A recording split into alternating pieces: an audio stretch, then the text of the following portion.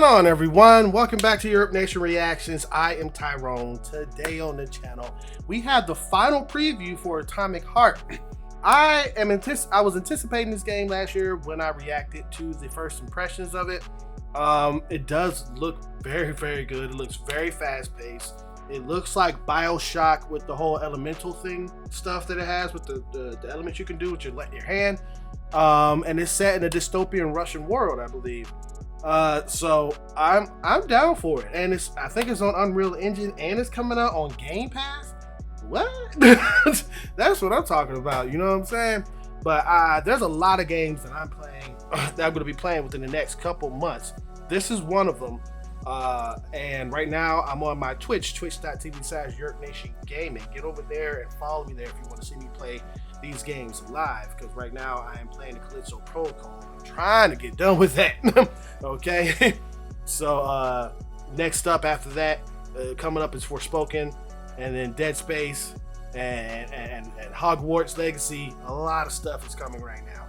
So I'm trying to get all this stuff down the pipeline, get it ready for you guys on this channel, because all my gameplays from the Twitch will be right here. All right, let's go ahead and see what this is about. Some more stuff about what this is about. Off we go.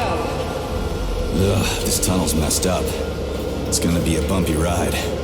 After nearly 5 years since its stunning announcement trailer, we're now just 1 month away from the launch of Atomic Heart, the strictly single-player first-person shooter that thrusts you into an alternate history Soviet setting and tasks you with taking on an army of angry androids. That's so awesome. The good news is that after going hands-on with the first couple of hours of a near-final build of the game, this Bolshevik BioShock seems as though it could be well worth the wait. Its superpowered combat, fascinating story, and spectacular setting all appear to be clicking seamlessly into place to form a cohesive whole, blinking into vibrant life like one of its many deadly assembly line creations.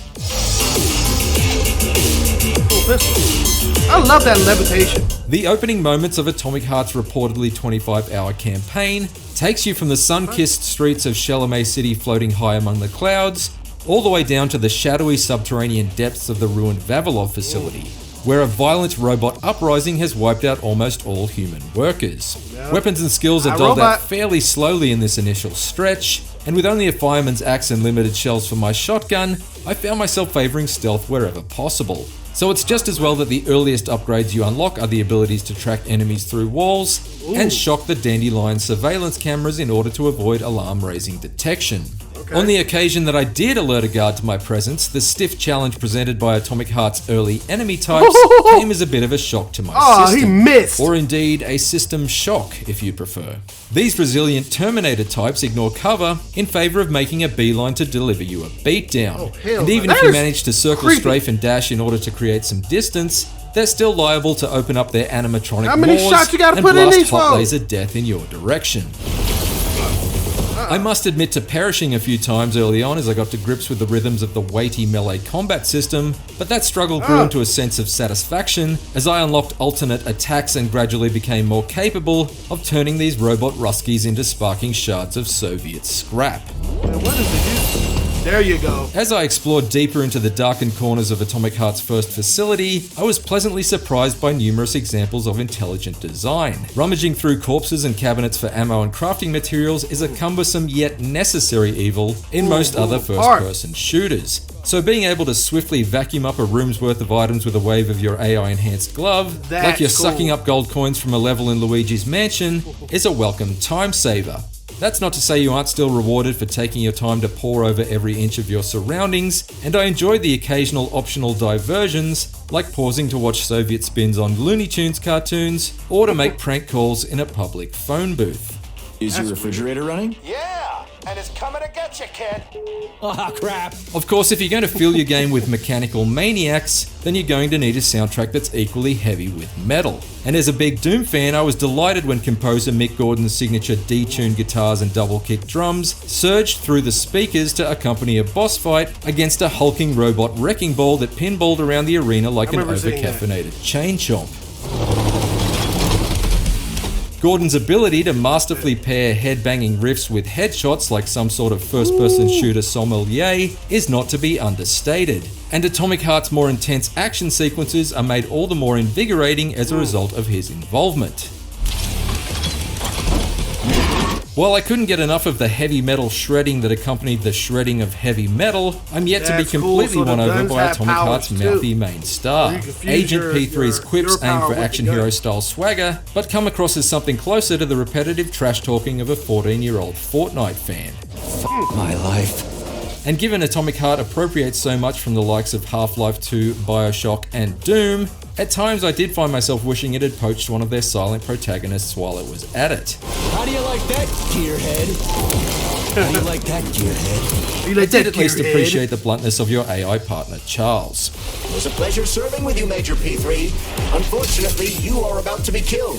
There's also a slight concern that the wide open spaces in between Atomic Heart's 5 main facilities may be lacking in interesting things to discover. While I definitely enjoyed testing out my electroshock and force slam abilities on groups of patrolling sentries, and then frantically scrambling to take down the repair bots before they could resurrect their tin can comrades, I couldn't help but notice that my surroundings were seemingly populated by the same handful of farmhouses and drivable vehicles in the short amount of time I spent exploring one corner of the overworld. This is in contrast to the opening of the game in Chalamet City, which looks dense with unique detail but can only be experienced in a very linear fashion. That said, even if the open world area does merely serve as a place to blast robotic hordes to bits in order to farm for spare parts to craft with, it seems like there will be enough creativity contained within Atomic Heart's main facilities to sustain the adventure. From underground labs with bodies of water suspended in air that you can swim through in order to quickly evade attackers, and various puzzle rooms to neatly take advantage of your growing suite of glove-based powers. What do I do now? Lug this shit to the boiler myself? My short time with Atomic Heart definitely left me with my curiosity piqued and my pulse racing, and if it can sustain its intrigue and ingenuity for the full length of its journey, it could be something very special indeed. For more previews of upcoming games, check out our hands-ons with Sons of the Forest and Fire Emblem Engage. And for everything else, stick with IGN.